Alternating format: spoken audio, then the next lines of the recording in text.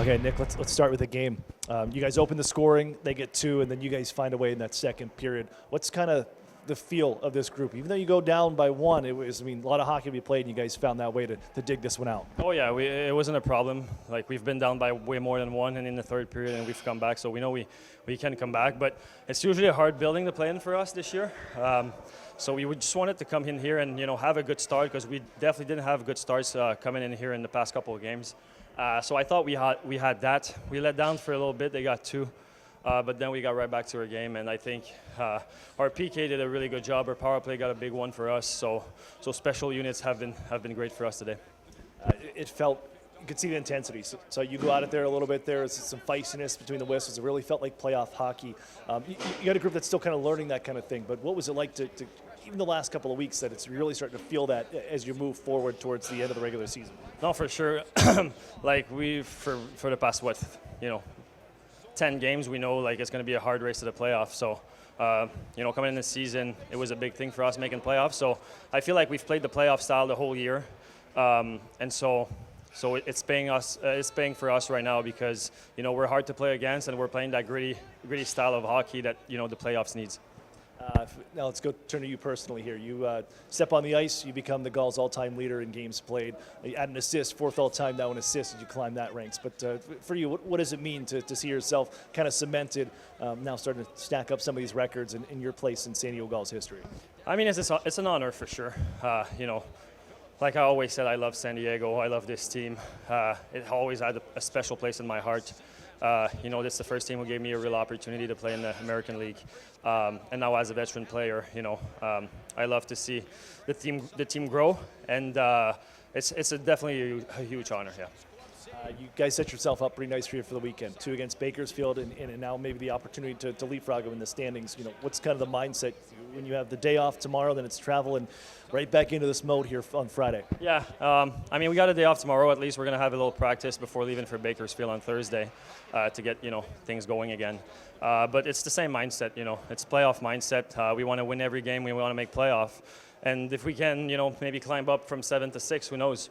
But it's the same mindset that we've had for the past 10 games. It's just a playoff mindset, and that's how we're going to approach those 2 games this weekend. Okay, Matt, your team comes in here. You take the lead. They storm back. They get a pair. You're down by 1 going in the second period, but it looks like your team just unwavered with the way everything went. How did you like the way your team responded? And it really played throughout this full 60 minutes.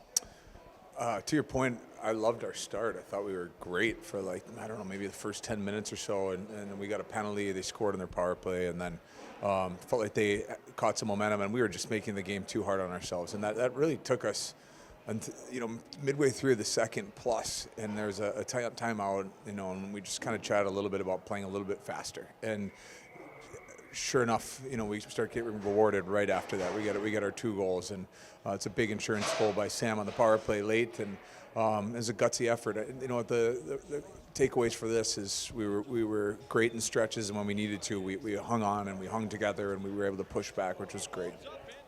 It really felt like playoffs. Even the last couple of weeks, it's been looking and just watching, it just seems like this team has been in postseason mode. How much is that going to benefit here down the stretch? You have 5 games remaining, a chance to solidify your positioning and maybe even move up. We're fighting for our lives. We know that.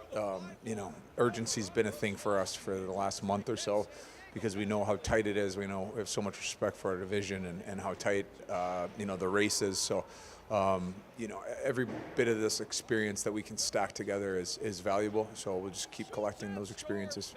A couple guys want to ask you about. Start with Kelly Klang. Stops 35 of 37 and 18 in that third period. What did you see from him, especially at the end? Kelly was strong. 18 in the third is a lot. There's time with the empty net, and they're putting a lot to the cage. I also felt like our guys did a good job collapsing and grabbing sticks around the net for most of the game. I felt like the team defense was real strong, and a lot of that 35 is from the outside and not allowing too many second opportunities. So Kelly was strong. I thought the team defense was strong.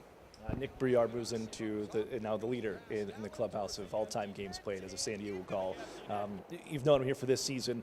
What has he meant to this group, and especially moving forward as a guy that's been around for a few years and has also played some playoff hockey in the Calder Cup?